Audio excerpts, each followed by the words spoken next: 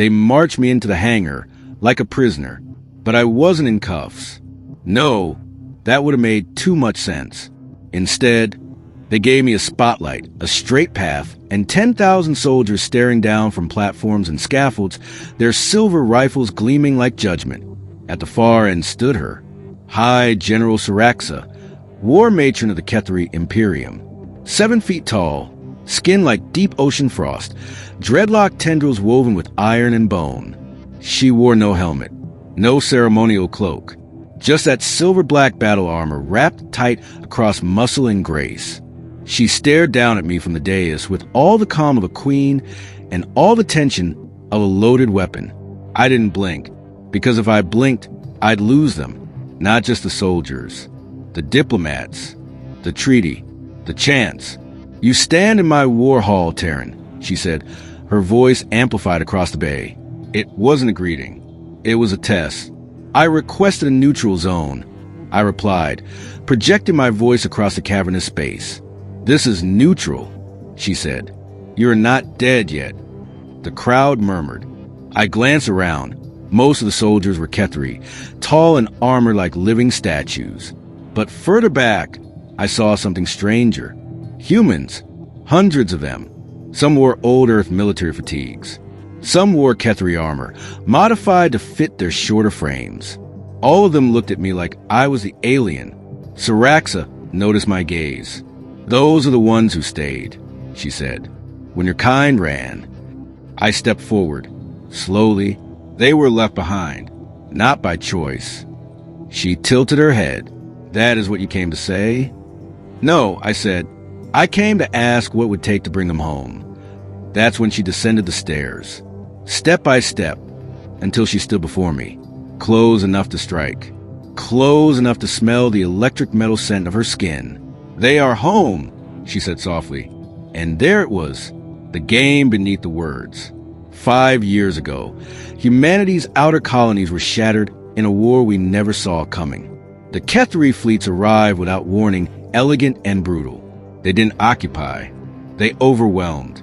Their warships slipped through planetary shields like whispers and tore through cities without deploying a single troop. We signed the truce within 3 months. But some systems, some people were already gone, isolated, claimed. The Ketheri called it protective sovereignty. We called it kidnapping. They called it mercy. You say you want peace, Siraxa said now, circling me. But I know what your council plans, what your admirals whisper. We're not here to provoke, I said. We're here to recover what was ours. She stopped, was being the key word, Terran. I turned to the crowd behind me. There are over 900 humans living under Ketheri military rule. They deserve a choice. One of the humans in the crowd shouted, "We already made it." Others echoed him. And that hurt more than I expected. Siraxa's eyes never left mine. "Do you know why I called you here, Elias Vorn?" she asked, dropping the pretense. "To embarrass me?" "No," she smiled. "To give you a chance." She raised her voice again. "This human wishes to take back those who remained. But I am curious, do they wish to go?" She turned to the crowd and extended an open hand. "This is your last chance." Silence. No one moved. Then one woman stepped forward, a human in patchwork armor. I remembered her, Lieutenant Risa Kale, presumed dead 2 years ago. She looked at me, then looked at Siraxa, and knelt. My stomach dropped. "This isn't freedom," I said. "It's indoctrination." "No," Siraxa said, turning to me again. "It is loyalty." I clenched my fists. "Then you've already made your choice." She raised an eyebrow. "Have I?" Then she stepped closer, closer than before. "Because I'll give you one." The crowd hushed. Her voice dropped to a whisper only I could hear. "I will give you what you want," she said. "All of them. Safe passage. No war. And the price." She looked at me, not like a general, not like a conqueror, like something far more dangerous. "You stay." I laughed, short, disbelieving. "You want me as a prisoner?" "As a symbol. I'd rather die." "Then you doom your people." She said it without malice, without anger, just truth.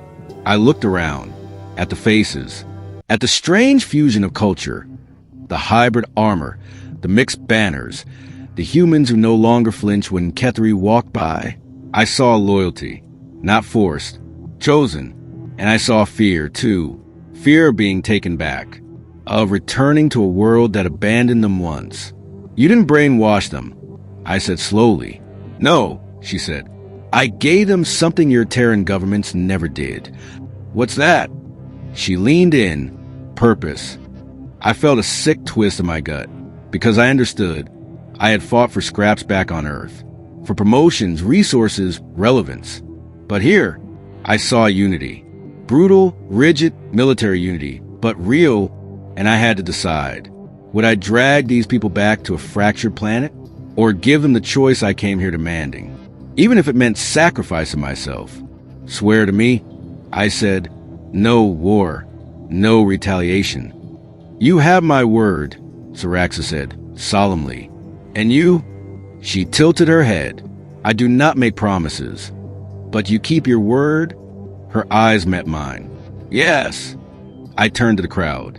I am not here to steal you, I said. But I am here to give you this moment. One chance.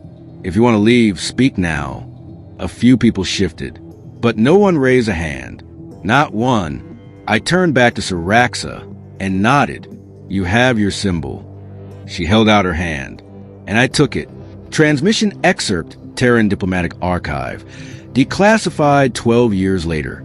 Commander Elias Vorn never returned from the Kethri frontier. He is presumed alive. Peace between the Terran Alliance and Kethri Imperium has held for over a decade, maintained in part by the so-called Vorn Protocol, a clause ensuring individual defection rights and non-interference. To date, over 4,000 Terrans have chosen to remain within Kethri space. Vorn remains a controversial figure, a traitor to some, a martyr to others. But in Kethri culture, he is a general's consort, and the symbol of humanity's only peaceful integration into a war-born empire. In a great hangar beneath the Kethri sky, Elias Vorn stands beside High General Saraxa, cloaked in the silver armor of the Imperium. Around them, humans and Kethri train as one. And above them, two flags hang together, one born of earth, one born of fire.